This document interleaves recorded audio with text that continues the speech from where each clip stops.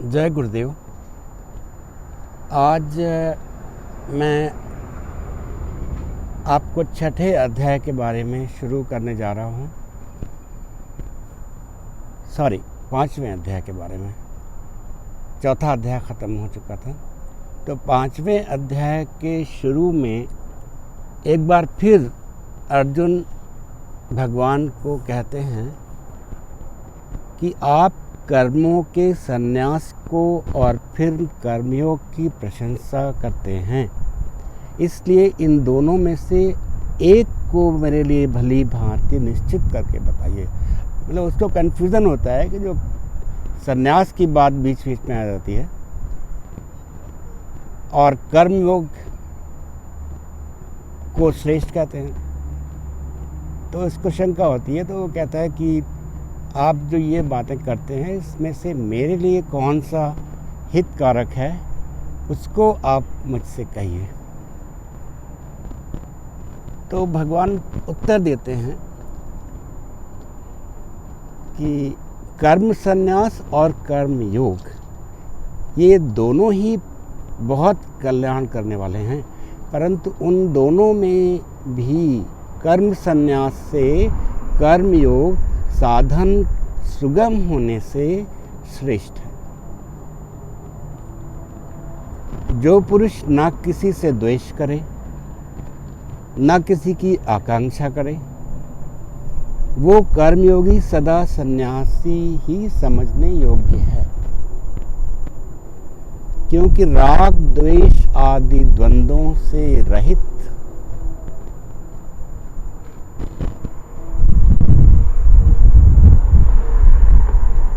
वो ऐसा पुरुष जो है वो सुखपूर्वक संसार बंधन से मुक्त हो जाता है।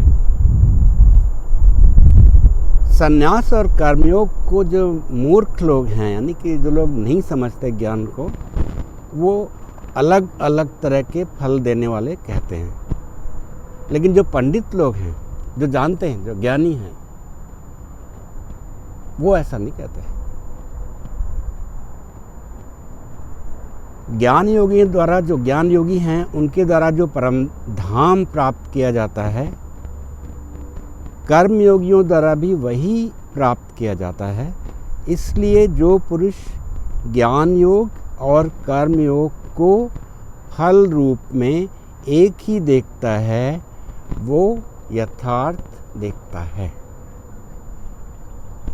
इसका मतलब जो परम धाम कह रहे हैं, परम धाम प्राप्त किया जाता है।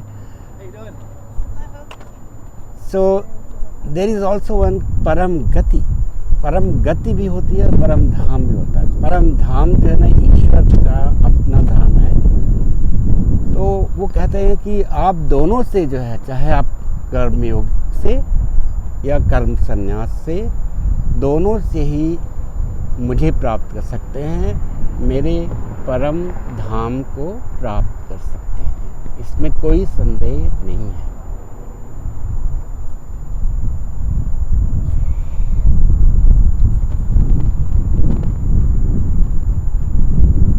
परंतु हे अर्जुन, कर्मयोग के बिना संन्यास अर्थात मन, इंद्रिय और शरीर द्वारा होने वाले संपूर्ण कर्मों में कर्तापन का त्याग प्राप्त होना कठिन है, और भगवत स्वरूप को प्राप्त मनन करने वाला जो कर्मयोगी है, वो तो भगवत स्वरूप को प्राप्त मनन करता रहता है भगवान का ही, और अपना काम करता रहता है, हर काम करता रहता है। इंद्रियों को जिस तरह का काम उनके पास आता है उससे वो रोकता नहीं है, उससे निवृत्त नहीं होता। उसके चाहे वो कर रहा हो या ना कर रहा हो, उसे फर्क नहीं पड़ता। वो निष्काम है, इसलिए फर्क नहीं पड़ता।